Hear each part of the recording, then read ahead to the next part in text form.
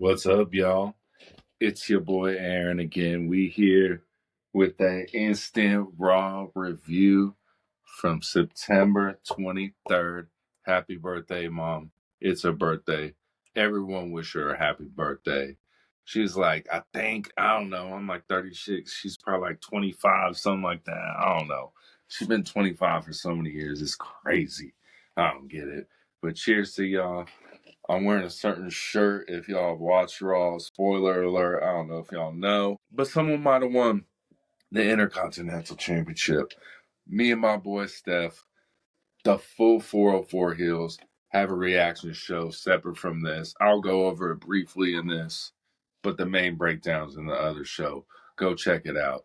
Like, comment, subscribe, all that good shit. Hopefully y'all are enjoying the entertainment. Let's kick it off. Raw starts. Everyone's doing their entrances. Oh, yeah, I got my notebook, baby. I take notes. Let's go. Dom and Liv arrive in a lowrider, a Eddie Guerrero-inspired lowrider, if you will. It looks pretty cool. It's red. They also do, I think it's a Mattel or Hot Wheels kind of promo with it. You can buy it. Thinking about picking it up. Looks pretty cool. So, as they're walking in, they leave the lowrider. We get Bronson Reed and Braun Strowman in a fight right in front of them. They take out some tables. Shit's hilarious. I think a fight's going to start right there. It doesn't. Dom and Liv keep walking. They go all the way to the ring. When they get to the ring, while they're walking to the ring, I see the promo, the graphic, if you will, for Liv and Rhea. And before the promo even starts, I swear I see Dominic Mysterio in a shark tank below. And I'm like, man, that's weird. I haven't heard that.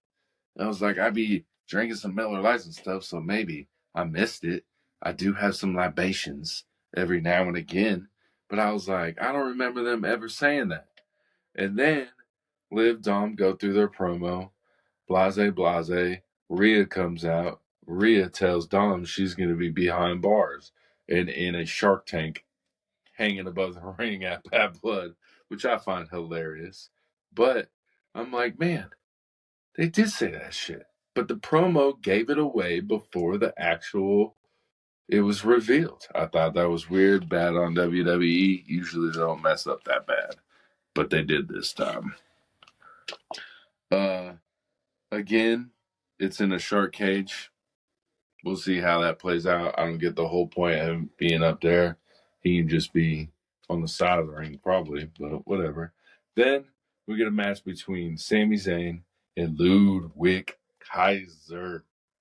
Great match. I think Ludwig kind of needs to lose like the little Gunther brother appeal to move forward in his WWE career if he wants to ever branch away.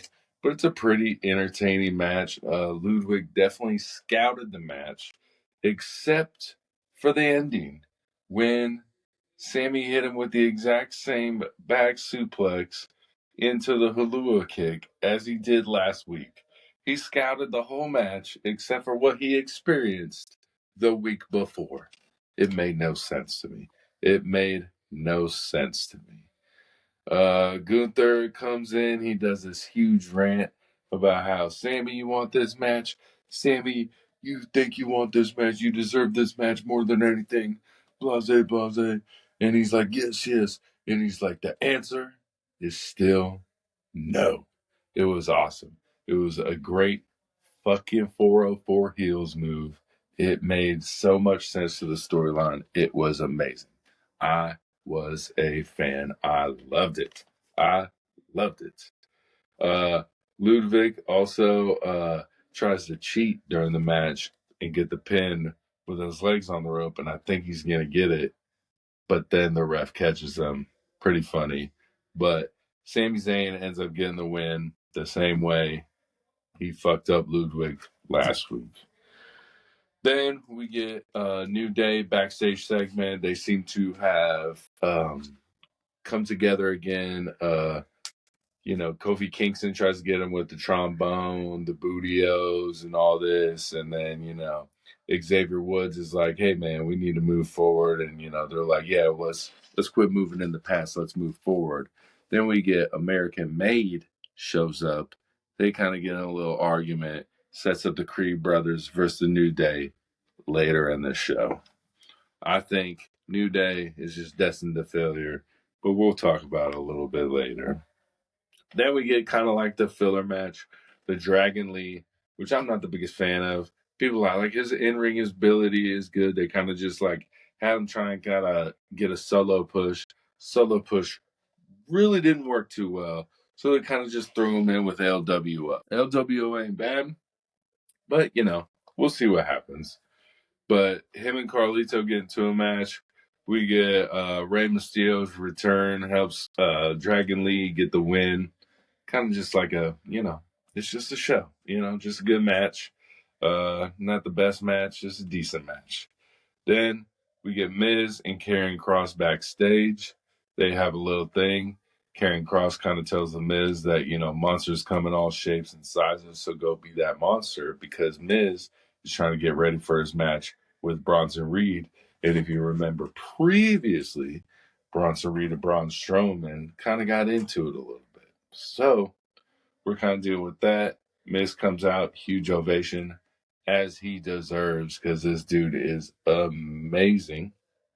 So we get that, and we could just get that kind of, it's setting up. He's getting ready for the Bronson rematch. Then we get a little Sheamus backstage, and he makes the whole crowd start chanting, Butch, Butch, Butch, Butch, Butch. They start chanting Butch. It's good times. Everyone gets pretty hyped up. Then we get Miz comes out to his entrance. I love his entrance. It's good stuff. He does his little thing. He does it. It's fun. It's awesome. It's amazing. Then we get Bronson Reed coming out. Right when he gets to the ring, we get Braun Strowman off the top rope. Clothesline. Braun Strowman, Bronson Reed. Melee. We get 24, 28, 30 security guards. They can't stop these two big sons of bitches. They're monsters. No one can stop them. It's amazing TV. I can't wait for next week, because this huge brawl sets up a last monster standing match. And that's what we're getting. It's going to be a last monster standing. I hope it's the main event. Probably they'll throw something else in the main event. We got a long ways to go.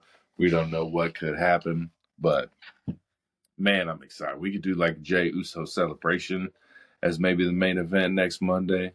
We'll see. But I'm excited for this match. They brawl. We get tsunamis on security guards. We get clotheslines, suplex. It was amazing. It was a great brawl. These two are killing it right now. We get a Wyatt 6 promo somewhere in here. We get the QR codes. I really don't fuck with the QR codes because I don't understand them anyway. They're way too hard for us to understand. I just wait for the breakdown videos. I watch them. I love them. I like them. I comment on them. Then we get a Drew McIntyre promo, just as serious as last week's CM Punk's promo. Very serious, very emotional, very I don't want to be in this match, very I'm ready to die. We'll see what happens. I'm really excited. I keep hearing back and forth. Roman and Cody and the Bloodline is the main event. Drew and CM is the main event. Either way, you can't go wrong. I hate that everything's like a competition for who's the main event in the show. Put it at the beginning of the show, put it at the end of the show, put it in the middle of the show. I'm watching the whole fucking show. So if there's a great match, whenever the fucking show is, I will watch the show. It doesn't matter. I don't need to fucking have this match be the ending. Like, if a match needs to be ending the way the show needs to end, that's okay. Like, if you need a horrific experience at the end of Hell in a Cell and you need that to be the main event, let that motherfucker be the main event. If Roman, Cody, and the Bloodline are the main event, let that be the main event. It's all good. Let them do what makes sense for the show. Quit making a big deal of the match order. I've realized in wrestling now, that don't mean shit no more. What do y'all think? Like, comment, subscribe, send me all that shit. What do y'all think? Does that shit matter? I don't think it does anymore. We'll see. Then we get Adam Pearce, and that's when he announces the last monster standing match. We're all excited. And while he's announcing that, we hear some commotion, and it's Pete Dunne beating the living shit out of Sheamus. They're building this to something maybe, the Monday before Bad Blood or the Monday after Bad Blood. We'll see what they do with it. I like it. It's kind of cool. The Butch, everything. They get the crowd involved. They kind of put really good matches together, so I'm excited for it. Then we get the Unholy Union versus Io Sky and Kairi Sane. We'll call them Damage Control, the Sky Pirates. I don't know what you want to call them, but Io Sky steals the show by far. Chef's kiss, the best part of the match. She is going back to win right before she won Money in the Bank and right before she won the Women's Championship. This is the Io Sky we all started cheering. We all can get behind. She's putting the moves in the match. She's doing the bangers. We all love it. It's amazing. Hands down, Io Sky. I think her, Bianca Belair, and Rhea Ripley and Liv Morgan are the top four in the top four women in wrestling right now. And I'll say wrestling because the women in WWE are far superior than the women in AEW. And that's a fact. You cannot argue it. You cannot put any women's match, including Mercedes Moné, against any match in WWE that's better. Any match you can tell me in the women in AEW, I can give you a WWE women's match that is far better. Hands down. Hands down. But Io Sky steals the match. They get the win. Kind of setting up them versus Bianca and Jade is the backstage kind of gist that I'm getting. Delicious. But we'll see where that goes. Io definitely far above, steals the show. Then we get Braun Breaker to Kathy Kelly. Little pre-show, little pre-interview. Dogs are barking. He's raring to go. I'm ready for this match. We're all ready for this match. Then we get New Day versus the Creed Brothers. It's a pretty good match, They do a lot of good things. It is a really, really great match overall. The Brutus Creed, his laughing is kind of suspect. We're seeing where they're going. It's got kind of like that Joker-esque laugh. So, but in a surprise to me, Creed Brothers get the win. It was a great match. I think it's just setting up the downfall of New Day, which we all know is coming. Then we get a Damian Priest promo. His promo skills are just getting better and better every week. This is a great promo. Talks about his brother in arms and all that good stuff for the fallen brother, Just talking about brother stuff, him and his boy Finn. I look forward that their match could easily, I'm going to say, steal the show, but steal the show wrestling wise. That it could be the best wrestled match. Cody and the Bloodline and Roman, that's going to be more storytelling. I think wrestling wise, this could be the best wrestling, or as my boy Steph would say, the most AEW style match. The best wrestling, which I'm cool with that. Then we get a Pure Fusion Collective promo. And yeah, we're all bored with it. But I don't know, and they just keep ramming it. They just keep ramming it down our throats, and we just got to keep taking it. Or if you record it, fast forward it. And I just kind of vaguely listen to it. Then we get to the Eat Master. Me and my boy Steph got a full separate episode we just recorded. It's just on the Jey Uso Braun Breaker, so I'm not going to go too much into detail here. I'm excited Jey won. It was an amazing match. I gave it a 9. He gave it a 7. He's crazy. He's a little crazy in the head.